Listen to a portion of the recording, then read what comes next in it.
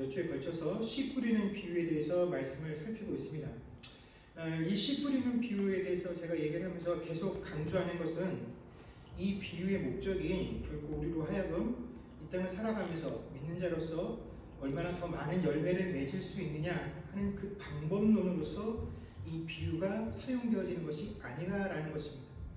이 비유에 등장하는 각각의 밭의 상태는 열매를 거두는 최종적인 결과에 도달하기 전까지는 사람들의 눈에는 모두 좋은 밭으로 보일 만큼 상태가 좋다라는 것이 이 비유의 함정입니다.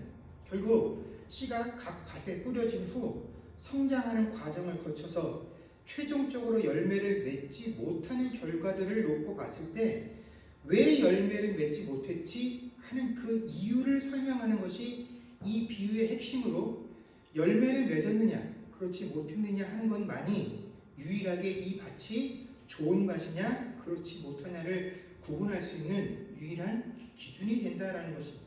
그래서 첫 번째가 길가에 씨가 뿌려진 경우였죠.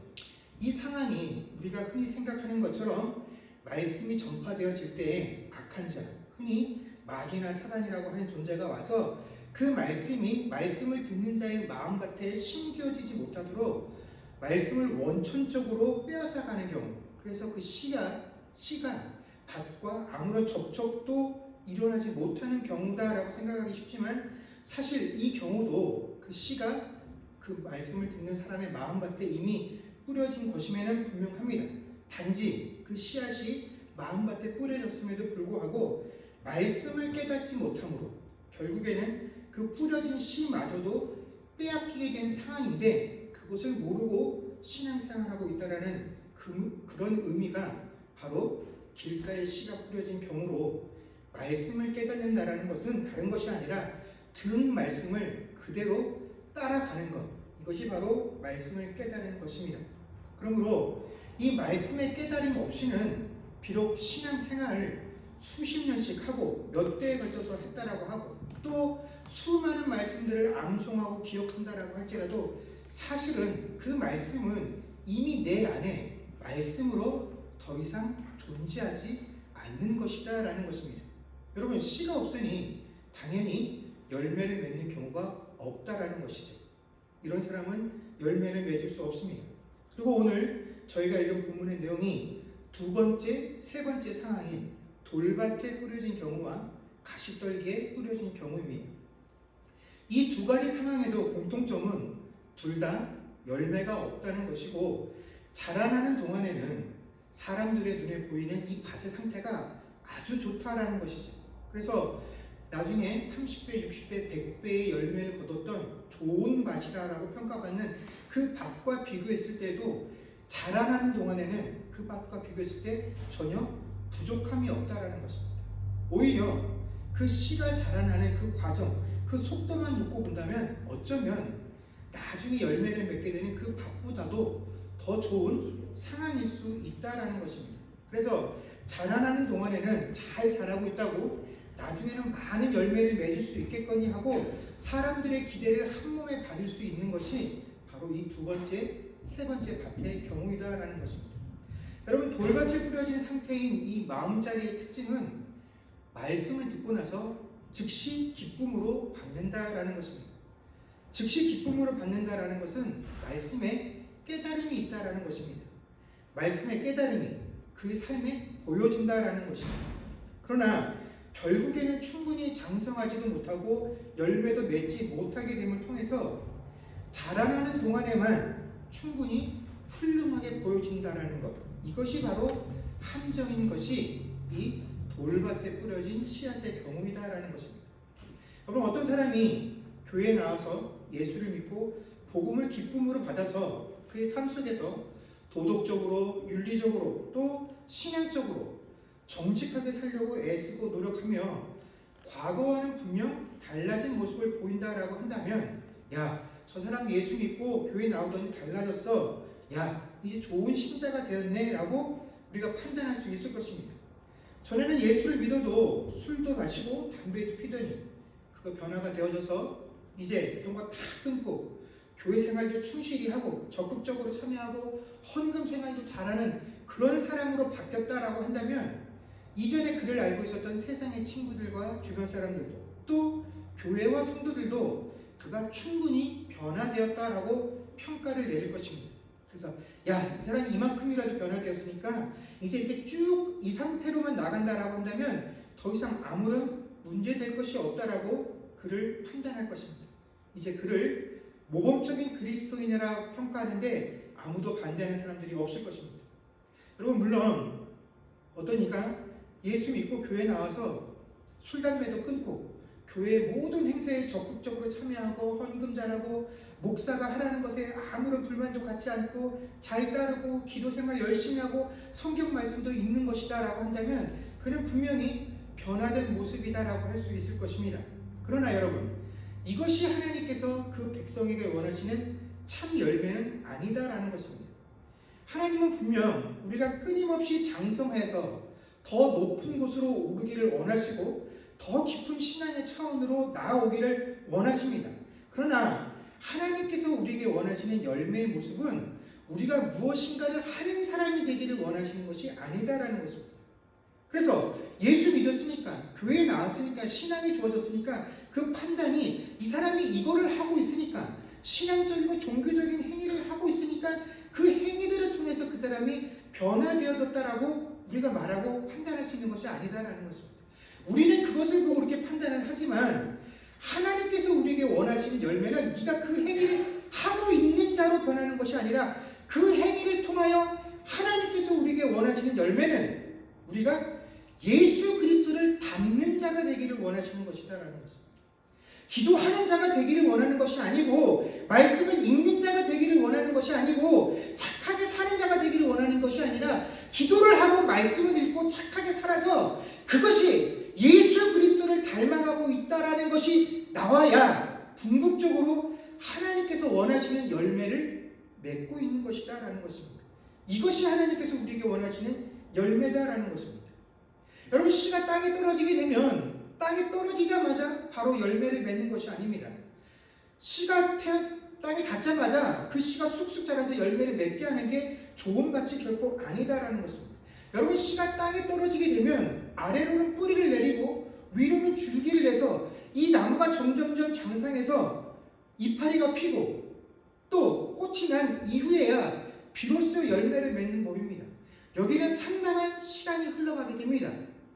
그런데 이것만으로도 우리가 대단한 성장이다라고 할 수는 있지만, 그렇지만 아무리 나무가 튼튼하게 자라서 가지가 풍성하고 그 가지에 이파리가 많고 그 이파리가 열린 곳마다 꽃이 열렸다라고 할지라도, 그 꽃이 아무리 아름답다라고 할지라도 그것 자체는 열매가 될 수 없다라는 것입니다. 우리 눈에 보기에 아무리 풍성해 보이고 아무리 아름답게 보인다라고 할지라도 그 풍성함과 아름다운 것이 우리 눈에 아무리 큰 감동을 준다라고 할지라도 그것은 열매가 아니다라는 것입니다. 하나님께서는 우리에게 풍성한 이파리와 아름다운 꽃을 맺는 그런 삶을 사는 자가 되는 것을 원하시는 것이 아니라 열매를 맺는 자가 되기를 원하신다라는 것입니다. 그런데 우리 인간들의 시선과 판단은 항상 화려하고 아름다운 것들에 유혹당해서 그 푸르르고 풍성한 이파리를 보는 것으로, 아름다운 꽃을 보는 것으로 만족을 하고 기뻐한다는 것입니다. 거기에 감동을 느끼며 마치 이것이 내 인생의 열매인 양 착각을 하며 살아간다는 것입니다. 그러다 보니 하나님, 우리 인생이, 내 신앙이 이 땅을 살아가면서 이렇게 푸르게 빛나고 아름다운 꽃을 맺는 그런 인생, 그런 신앙 되게 해주십시오. 이것을 목표로 살아갈 때가 많이 있다라는 것입니다. 그러나 아무리 내 인생에, 내 삶에 풍성하게 이파리를 갖고 있고 아름다운 꽃을 피운다라고 할지라도 그것들은 하나님 앞에서 아무런 소용이 없는 것들입니다. 이것들을 가지고 내가 잘 자라나고 있는 동안에는 모르지만 결국 열매를 맺지 못하는 그 시점에 이르게 되면 우리 인생이 내 마음밭이 뭐였다라는 것만 드러나는 것입니까? 돌밭이었다라는 사실만 드러나게 되어진다라는 것입니다. 그렇다면 겉으로 보기는 잘 자라는 것 같은데 실제로는 그 마음에 돌들이 가득해서 결국은 열매를 맺을 수 없는 그런 마음만, 그런 인생, 그런 신앙의 특징은 어떤 것이냐? 바로 말씀으로 말미암아 환난이나 박해가 일어날 때 곧 넘어지는 자라라고 성경이 우리에게 말씀해 주고 계십니다. 이런 사람들의 특징은 말씀도 기쁨으로 받지만 또 한편으로는 그 말씀으로 인하여 환난이나 박해가 오면 금방 넘어진다라는 것입니다. 이 어떤 사람들이냐면 자기에게 유익한 말씀만 골라서 기뻐하는 사람들입니다. 여러분, 하나님은 우리에게 결코 우리가 이 땅을 살아가면서 내가 원하는 방식으로 우리의 행복과 우리의 만족을 주실 것이다 라고 약속하신 적이 단 한 번도 없습니다. 성경 어디에도 우리가 이렇게 하면 하나님께서 우리의 삶을 풍요롭고 행복하고 고난과 고통이 없는 것으로 인도해 주실 것이다 라고 해주신 적이 없다라는 것입니다. 우리가 아무것도 하지 않고 하나님께 얻을 수 있는 큰 기쁨은 구원을 얻는 것입니다. 나의 아무런 공로가 없이도 오직 예수 그리스도, 하나님께서 나를 사랑하셔서 당신의 독생자 예수를 내어주시고 그분의 십자가의 대속의 사건과 부활의 사건들을 통해서 그 예수를 믿기만 하면 우리는 죄로부터 구원을 받고 영생을 얻어 천국에 들어가게 된다는 것입니다. 이 말은 너무 좋습니다. 내가 아무것도 안 해도 그냥 예수만 믿으면 된다고 하니까 이 말씀을 받는 데는 아무런 저항감이 없습니다. 그래서 이 말씀을 받으면 믿으면 기쁘고 즐겁습니다. 내 마음에 흡족합니다. 그러나 성경은, 하나님은 우리에게 내가 아무런 공로 없이 구원을 얻은 이후에 그리스도인으로서 이 땅에 살아가게 되는 우리의 삶은 무엇으로 비유하고 계시냐면 전쟁으로 비유하신다는 것입니다. 여러분, 에베소서 6장에 보면 전신갑주에 관한 이야기가 등장합니다. 왜 우리에게 전신갑주가 필요합니까? 이 땅에서 하나님의 백성으로 살아가는 우리의 삶이 그만큼 치열하기 때문에 그렇다라는 것입니다. 그냥 내 원수와 내 대적을 향해서 물러나라 내가 말하기만 하면 그 원수가 겁을 먹고 물러나가는 그런 싸움을 하는 것이 아니다라는 것입니다. 내 원수를 물리치기 위해서는 그들에게 치명적인 무기를 내 손에 쥐지 아니하면 절대로 그들과 싸울 수 없다라는 것입니다.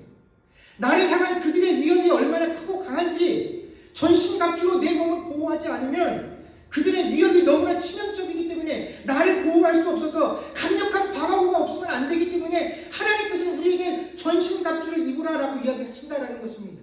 이것이 없으면 우리가 이 땅을 살아가는 것이 여의치 않다라는 것입니다. 누구라도 주의 백성이 되면 이것을 갖추어야지만 이 땅에서 살아갈 수 있다라는 것입니다.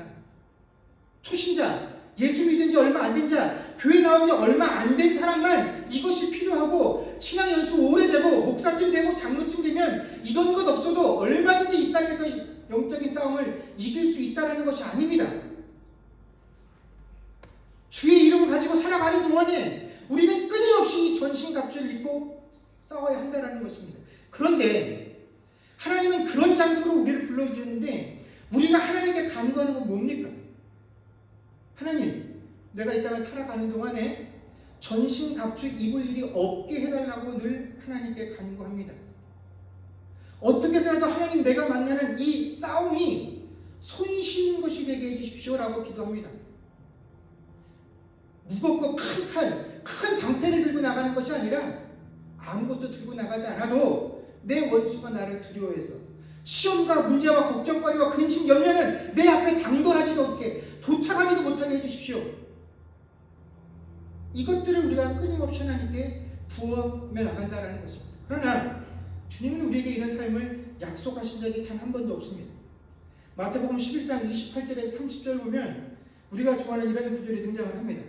수고하고 무거운 짐진 자들아 다 내게로 오라. 내가 너희를 쉬게 하리라. 나는 마음이 온유하고 겸손하니 나의 멍에를 메고 내게 배우라. 그리하면 너희 마음이 쉼을 얻으리니 이는 내 멍에는 쉽고 내 짐은 가벼움이라 하시니라. 아멘. 그런데 많은 교회와 성도들이 스스로를 향해서 또 세상을 향해서 수고하고 무거운 짐진 자들아 다 내게로 오라. 내가 너희를 쉬게 하리라 하는 이 말씀만을 전합니다.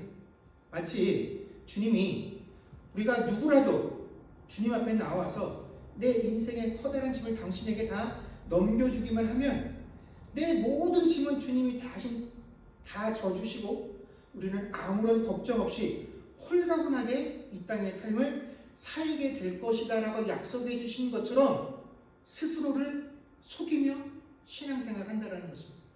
그러나 주님은 이렇게 말씀하신 적이 없습니다.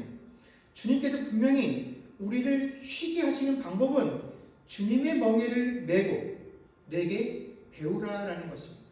그러면 너희 삶의 쉼을 얻으라는 것이 아니라 너희 마음의 쉼을 얻게 될 것이다 라고 말씀해 주셨습니다. 단지 너희가 내 말을 듣고 매는 내가 지어주는 그 멍에가 너희가 세상을 살아가면서 너희 스스로 지고 있는 그 짐보다 더 가벼울 것이다 라고 말씀해 주시는 것이지, 너희는 홀가분하게 살 것이다. 그저 예수 앞에 나오기만 하면 모든 것을 주님에게 다 던져놓고 너희들은 모든 책임과 의무로부터 자유로운 해방된 삶을 살게 될 것이다 라고 약속하시지 않으셨다라는 것입니다. 이처럼 세상의 짐을 내려놓고 주께서 우리에게 주어주시는 그 주님의 멍에를 매는 과정이 뭡니까? 우리의 뿌리가 더욱더 단단해지는 길인데, 이것을 거부한다라고 한다면 우리의 뿌리가 약해서 우리는 조그마한 환난이나 박해에도 금방 넘어지게 된다는 것입니다. 여러분, 그런 우리가 신앙생활하는 동안에 어디 가서라도 야, 내가 예수 믿으니까 나는 근심 걱정이 없어, 늘 평안해, 이것들을 자랑할 것이 아닙니다. 이것들을 기대해서도 안 됩니다. 우리가 열매를 맺기 직전까지는 이 땅을 살아나가는 동안에 이 전신갑주를 입고서 우리의 영적인 사업을 날마다 해야 됩니다. 그래서 우리 삶에 닥치게 되는 그 길고 긴 수없이 많은 고난들을 마땅한 것으로 여겨야 한다는 것입니다. 이 과정이 없으면 주께서 우리에게 맺기 원하시는 열매를 맺을 수 없다라는 것입니다. 세 번째는 가시떨기에 씨가 뿌려지는 경우입니다. 22절 말씀에 보면 가시떨기에 뿌려졌다는 것은 말씀을 들으나 세상의 염려와 재물의 유혹의 말씀에 막혀 결실하지 못하는 자요라고 설명하고 있습니다. 여러분, 가시떨기에 떨어진 경우 역시 이 돌밭에 뿌려진 것과 마찬가지로 이 토양 자체는 좋은 밭과 다름이 없다라는 것입니다. 이 씨앗이 뿌려지면 처음에는 뿌리도 잘 내리고 줄기도 잘 자라고 그저 사람들의 눈에 보이는 것 같아서는 이대로 잘 자라기만 하면 아무 문제가 없을 듯이 보인다라는 것입니다. 분명히 신앙에 큰 진보가 있을 것처럼 여겨진다라는 것입니다. 그러나 시간이 점점 지나면서 세상의 염려와 재물의 유혹이 그 사람이 보여주고 있는 신앙의 성장과 진보를 압도해서 결국에는 결실하지 못하게 된다라는 것입니다. 여러분, 누가복음 18장에 보면 예수님께서 복음을 전하실 때 한 관리가 예수님 앞에 와서 예수님께 이런 질문을 합니다. 예수님, 내가 무엇을 하여야 영생을 얻을 수 있겠습니까? 그러자 예수님께서 그 관리에게 네가 계명을 아니 간음하지 말라, 살인하지 말라, 도둑질하지 말라, 거짓말하지 말라, 내 부모를 공경하라 라고 이야기를 해줍니다. 근데 이 예수님의 대답을 들었던 관리가 뭐라고 대답을 합니까? 내가 어려서부터 이것을 아주 잘 지켜왔습니다 하고 자신있게 대답을 합니다. 이 사람의 대답을 들으신 예수님께서 그 관리에게 이렇게 대답을 하시죠. 잘했다. 근데 내게 한 가지가 부족하구나. 그러면서 그 한 가지 부족한 것을 이렇게 말씀해 주십니다. 네게 있는 것을 다 팔아서 가난한 자들에게 나눠줘라. 그리고 어떻게 해요? 와서 나를 따르라 대답을 해주십니다. 그러자 이 관리가 어떻게 합니까? 이 예수님의 대답을 듣고 그가 큰 부자였기 때문에 근심을 하며 돌아갔다라고 성경이 기록하고 있습니다. 여러분, 이 관리는 예수님께 자신이 가지고 있었던 그 인생의 큰 질문을 던졌습니다. 그리고 예수님께로부터 자기가 던졌던 그 질문에 대한 분명한 답을 얻었습니다. 자신이 얻고자 했던 그 문제의 답을 얻었지만 여러분, 그 답이 그를 기쁘게 했습니까? 아니죠. 반대로 그 답이 그를 근심하게 만들었다라는 것입니다. 여러분, 이 사람이 문제가 있는 게 아닙니다.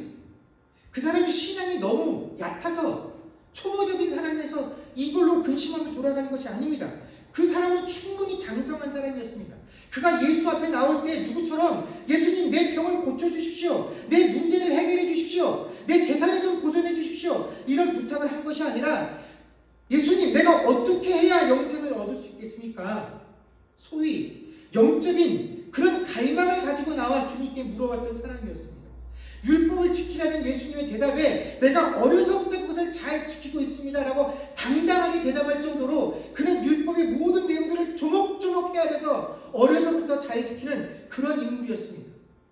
다른 사람들이 보기에 그는 충분히 훌륭하다라고 판단받을 만한 그런 신앙을 가진 신실한 인물이었습니다. 그런데 그런 사람이 예수님을 만나고 예수님으로부터 자신의 의문, 그 문제의 답을 얻고 나니까 오히려 근심을 갖게 되었다라는 것입니다. 여러분 우리가 세상에 예수 믿으라고 말하면서 무엇을 조건으로 내겁니까? 예수 믿으면 당신 인생의 문제가 해결되어집니다. 당신이 가지고 있는 그 근심과 걱정거리가 헤어지게 됩니다. 해결되어집니다 라고 우리가 그것을 매개로 세상에 나가서 예수를 전하지 않습니까? 우리는 예수를 믿으면 예수를 만나면 분명히 문제가 해결이 되어지고 근심이 사라진다라고 배우고 그것들을 믿으며 또 그런 인생을 살기 위해서 지금도 치열하게 예수를 믿으려고 하고 있습니다. 그러나 여러분 우리가 예수님으로부터 진정 우리 인생에 답을 듣게 된다면 우리는 근심할 수밖에 없다라는 것입니다. 왜냐하면 우리가 신앙생활을 하면서요 하나님의 말씀이 영생을 얻게 하는 그 수단으로서의 그 하나님의 말씀으로 온전히 역할하게 하지 못하는 가장 치명적인 요소가 뭐냐면 바로 세상의 염려와 재물의 유혹이기 때문에 그렇다라는 것입니다. 여러분 이 물질과 관련되면 누구도 나는 하나님 뜻대로 하나님 말씀에 온전히 순종하며 삽니다라고 장담하기가 쉽지 않다라는 것입니다. 우리는 언제나 이 물질의 문제, 이 이생에 염려할 수 있는 이 문제만 해결되어지게 되면 하나님 내가 하나님께 온전히 집중하며 살 수 있습니다. 그러니 이 문제만 해결해 주십시오라고 늘 하나님께 간구하지만 반대로 주님께서는 우리에게 뭐라고 말씀하시냐면 너희가 내게 집중하기 위해서는 어떻게 된다고요?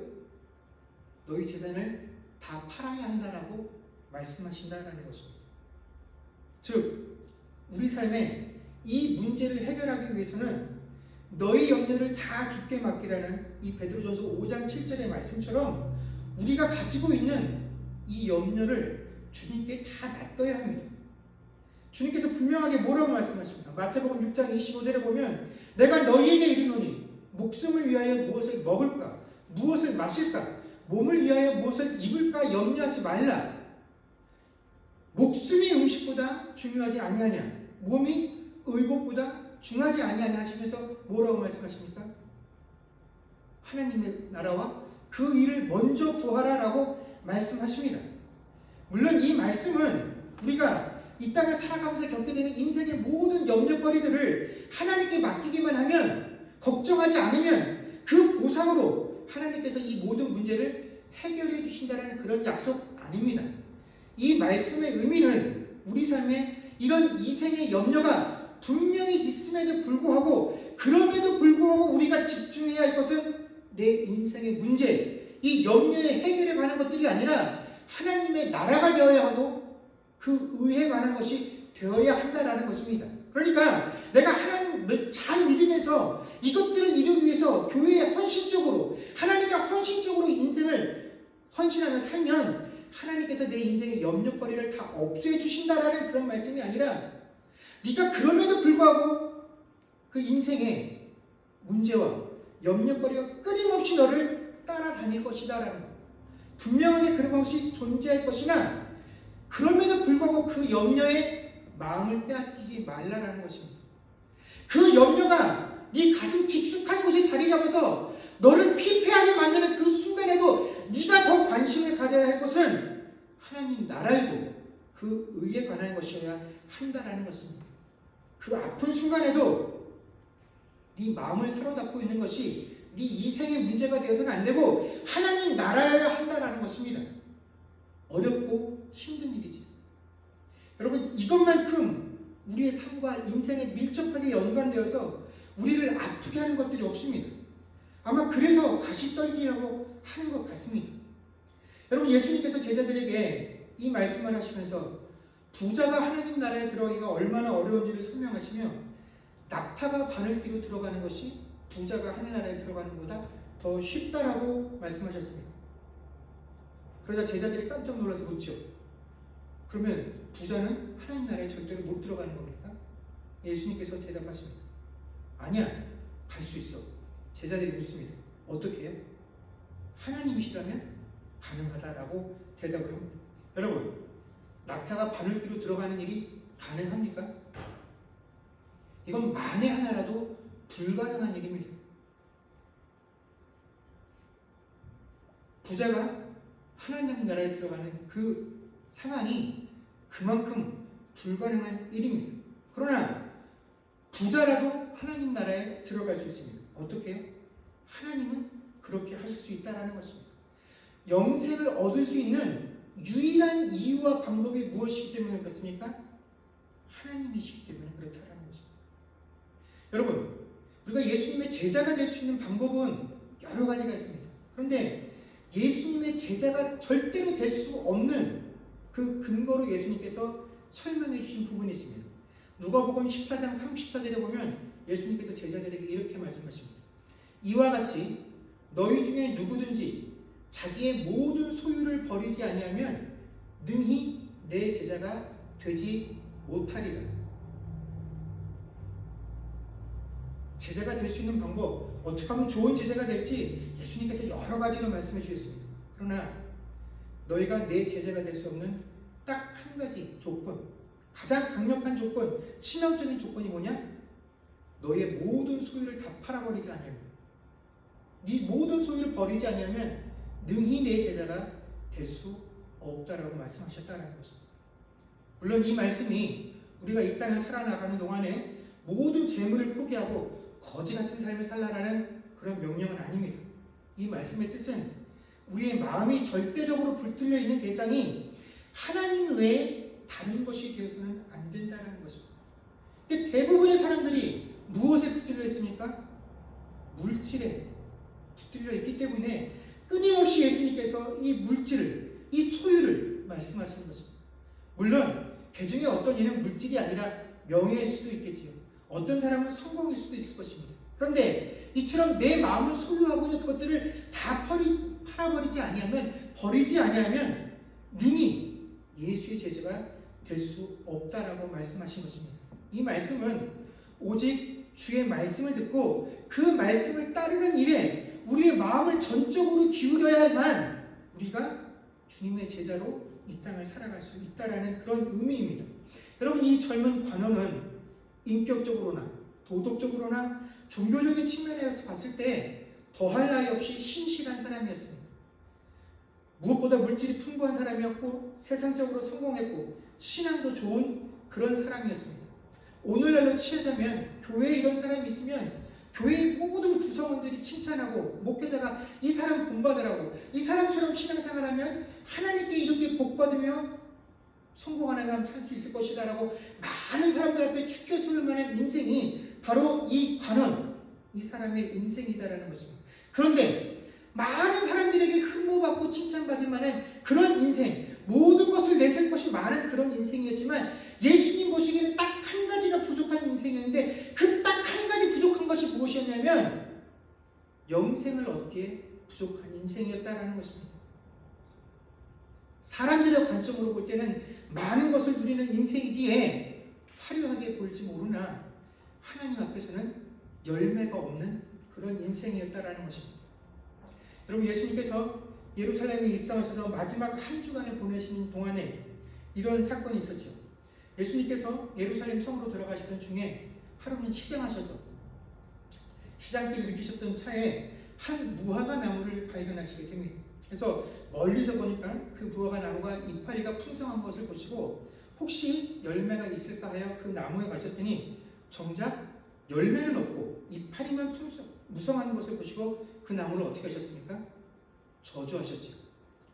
여러분, 무화과 나무는 다른 나무들과 다르게 꽃이 피고 난 이후에 그 꽃이 진 자리에 열매가 맺는 것이 아니라 이파리에 열매가 맺기 때문에 이파리가 많으면 어느 정도 열매가 있을 것이다 라고 예상들을 하게 됩니다. 그렇기 때문에 예수님께서도 시장기를 면할 정도의 열매는 있지 아니할까, 그 이파리가 풍성한 무화과 나무에 가셨다가 아무것도 없는 것을 보고 그 나무를 저주하신 것입니다. 여러분, 이렇게 과실수가 존재하는 목적이 무엇입니까? 열매를 얻기 위함입니다. 이파리가 풍성한 것을 우리가 보자고, 그 가지에 아름답게 맺혀있는 꽃을 보자고 우리가 나무를 키우는 것이 아니죠. 열매를 얻고자 하는 것입니다. 그 이파리와 꽃이 풍성하게 되어지는 것, 그것이 목적이 결코 아니다라는 것입니다. 여러분, 이파리가 많으면 뭐가 좋습니까? 나무가 크게 자랄 수 있죠. 꽃이 있으면 사람들이 몰려들죠. 무엇을 보기 위해서요? 나무를 보기 위해서 몰려듭니다. 여러분, 이처럼 많은 성도들이 하나님께서 원하시는 열매를 맺은 보다 내가 드러나는 것, 다른 사람들이 나를 찾아오고 나를 존경하고 나를 우러러보고 나를 칭찬할 수 있는 그런 이파리가 많이 맺혀지는 인생, 그렇게 아름다운 꽃을 맺는 인생, 그런 인생 되는 것에 집착하며 살아가게 되고, 우리 신앙의 목표도 바로 이처럼 나 자신의 영광을 위한 것으로 흐를 때가 많이 있다는 것입니다.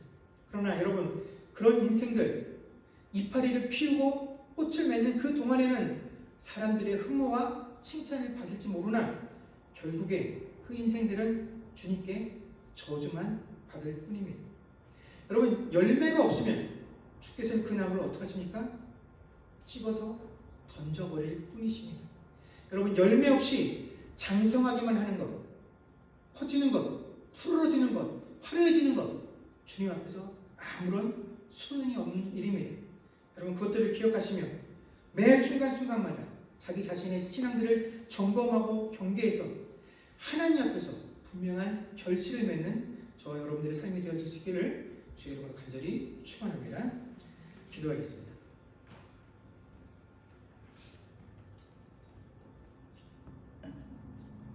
그렇습니다. 주님, 우리가 주님의 말씀을 우리의 마음밭에 받아 그것들이 뿌리를 내리고 줄기를 키워가는 동안에는, 모든 것이 그렇게 커가는 동안에는 나도 누구처럼 얼마든지 좋은 나무가 되어서 아름다운 열매를 맺을 것이다 라고 기대를 하고, 또 이렇게 커가는 모습들을 보면서 많은 일이 주변에서 칭찬하고 내 믿음과 내 신앙을 의심하지 않는다 할지라도 시간이 지난 후에 결국 열매를 맺지 못하면 우리가 지금 이렇게 잘 자라고 있는 것들은 아무런 소용이 없습니다.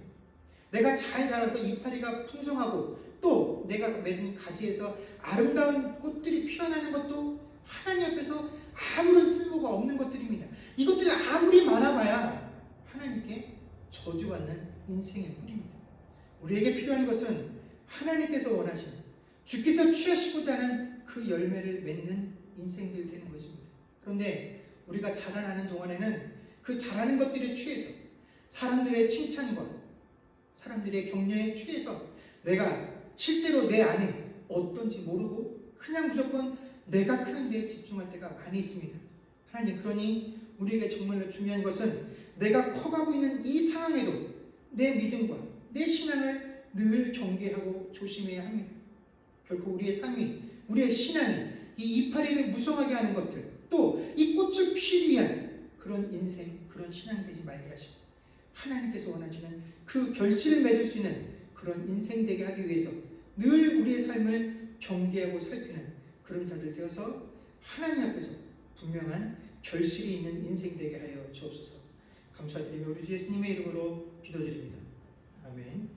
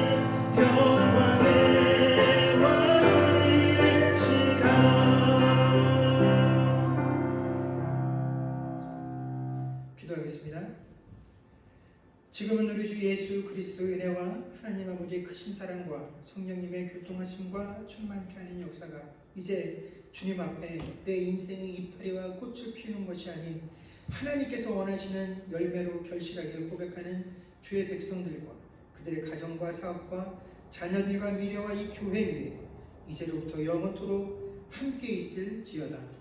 아멘.